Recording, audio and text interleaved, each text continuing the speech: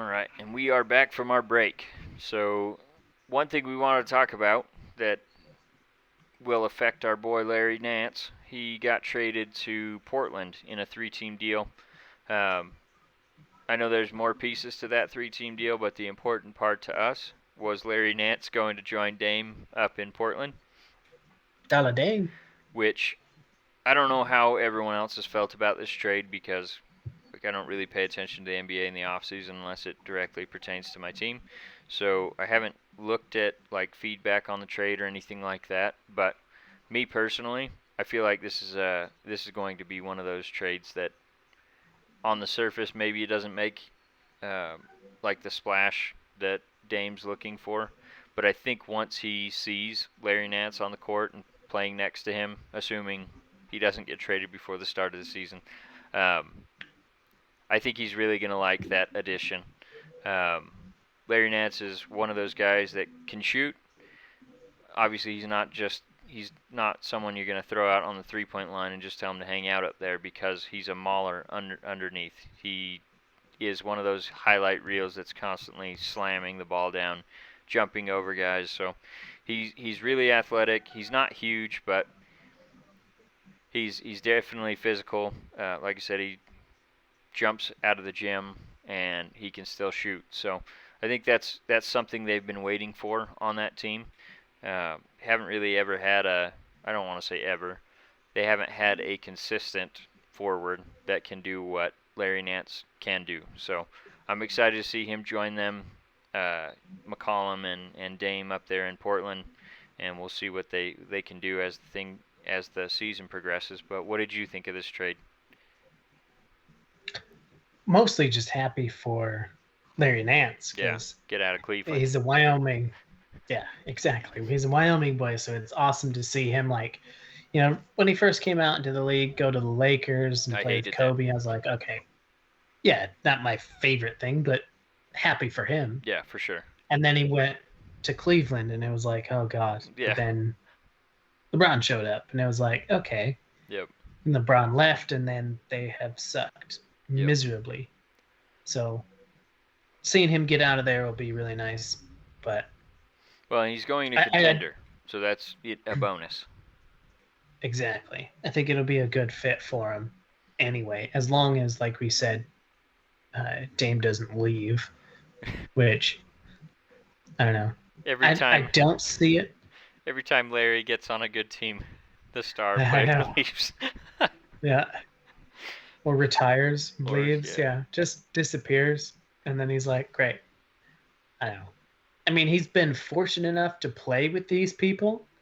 That's got to be a highlight for his career.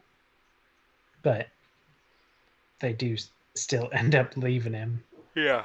But So so I think it's going to be a good trade for all parties involved. Like I said, I don't pay attention too much to all the other stuff. I think it was the Bulls that got some draft picks, and then they shipped someone off to Cleveland in exchange, or maybe vice versa. But the important part to us was the Larry Nance part. So that's what we wanted to cover. Um, Other news we had to talk about: the Pac-12, Big Ten, and ACC announced an alliance in college football after Texas and Oklahoma left the Big Ten to join the SEC. So rather than trying to pick up more teams, Big Ten, Pac-12, ACC just said, okay, let's do an alliance where we play against each other. Props the leagues up without having to go out and sign another team. Although I have seen BYU mentioned as a possible addition to the Big Ten. Pac-12 is confirmed they're not going to expand at least this offseason. So a lot of changes coming to college football. Um, Honestly, this whole stuff has really turned me off quite a bit to college football. Um, I I don't know what else to say about it. Like, I basically don't watch college football unless it's Wyoming Cowboys or um, I'll watch the Utes on TV just because they usually broadcast them here. Um, and that's kind of a team I grew up following mostly because I was born in Utah and lived here for the first 9 years of my life or something like that. So, um, in Utah you choose BYU or you choose University of Utah, and I don't like BYU, so red looked better to me. But so not that I'm a super fan of the Utes, but I will watch them, and outside of that, I don't really care because I feel like at the end of the year they're just gonna pick. With the playoffs now, you're supposed to get the best 4 teams and put them in. I feel like at this point they just pick who they want to pick, even though it's computer analyzed or whatever to do the picks. I feel like it's still a selection committee that's just like, okay, it's going to be Alabama, Ohio State, um, and then whoever else took second in the SEC, and then we'll see if there's another team we want to throw in there. Like, Alabama's always ranked one at the start of the season. Doesn't matter who else improved, whatever. So, I don't know. It's it's just more annoying to me than anything watching college football at this point. So, I don't know. This merger alliance stuff doesn't really bother me one way or another because I'm probably not going to tune in except for Cowboys and Utes. So Yeah, to me, it's just like a popularity contest for the most part, outside of your hit or miss teams every once in a while, yeah, even if they aren't like a great team and exciting. I don't know. well, And that's why it never like college football never really attracted me, is because it was just you're you know maybe 5 to 10 basic normal teams. yep. And outside of that, it's Well, that's a why I'm watch. hoping this NIL stuff will hopefully spread out the talent in NCAA because name, image, likeness is obviously going to allow some guys to capitalize on jersey sales and whatever else. It's also probably going to lead to college football coming back to be on consoles on the game. So that's actually exciting to me. One part of the NIL that's really exciting is that we might get to see the NCAA football make a comeback on the consoles. That was one of the best games it's ever made, and still to this day, NCAA 14 is better than any Madden game that's ever come out. So that's one part that gets me excited about it. And then, like I said, hopefully it also helps to spread out the talent because I think a lot of these players were getting money under the table for doing signatures and whatever else by boosters that were propped up by the team, so to speak. So I think this helps where they can just accept money from anyone as long as they have like an agreement or whatever, and it's going to allow some of the players that maybe would have went to the bigger teams because they have boosters that can give them money or whatever else. Maybe they'll start going to some of the schools that aren't Alabama and Oklahoma or whatever. So I don't know. Hopefully it's good changes coming to college football. But one exciting thing that I wanted to mention that we talked about a couple episodes ago, Chris Bassitt got hit in the face by a line drive, 100 miles an hour.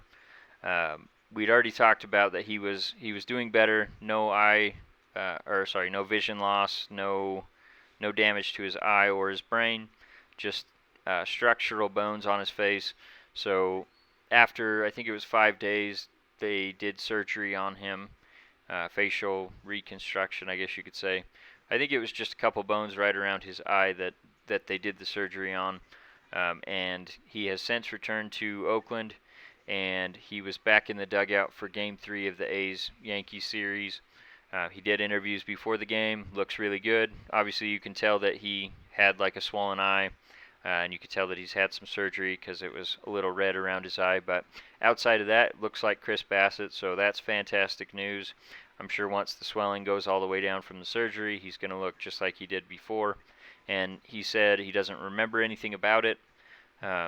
He said there was like a 5-10 minute sequence where he doesn't remember anything, and he said that's great because I don't want to go back out there and remember it and struggle with that. So he's he's crazy. I talked about this. He's trying to get back out there for before the end of the season. So hopefully we'll have him back for Oof. the playoff push. The A's have been scuffling a lot lately. I think they lost 6 in a row. So his addition and being back in the clubhouse even, I think, had a huge impact on the team as they won that third game after losing the first 2 pretty handily. So hoping that the addition of him coming back into the foray will get the team back up and going. So, did you have anything else that you wanted to talk about before we jump off? I just heard a rumor, actually, that Green Bay is picking up Des Bryant because of the Devin Funchess loss, but I haven't seen it. I'm just trying to find it right now, so So not confirmed, I'll, just a rumor. not confirmed. All right. Just yeah, but I'll let you guys know next week. I'm sure it'll be Okay. up. So. And then one last thing I wanted to tease a guest we're gonna have, which is I was talking about my years in Utah growing up before I moved away. We're gonna Yeah, I'm have one pretty of my excited about this. yes, have one of my good friends coming on probably next episode. He's the son of Todd Christensen, which should be a Hall of Fame tight end for the Raiders. We talked about this last episode that he deserves to be in. So I reached out to Taryn and asked him if he'd want to come on and talk about his dad's Hall of Fame case and anything else. And I'm sure we'll catch up because although we've kept in touch over the years, we haven't really had a full-on conversation in quite some time. So it'll be good to have him on and catch back up with him and hear about his dad and what it was like growing up to be the son of an NFL player and all that fun stuff. So excited to have him on.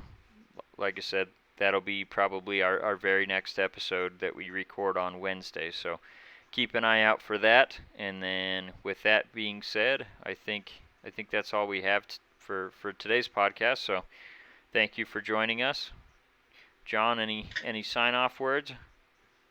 If anybody gets your fantasy football lineups to us and we can give you a grade, make sure you check out Wednesday's episode to hear from the son of an actual NFL player. I think that's pretty cool. So check it out. All right. Thanks, guys.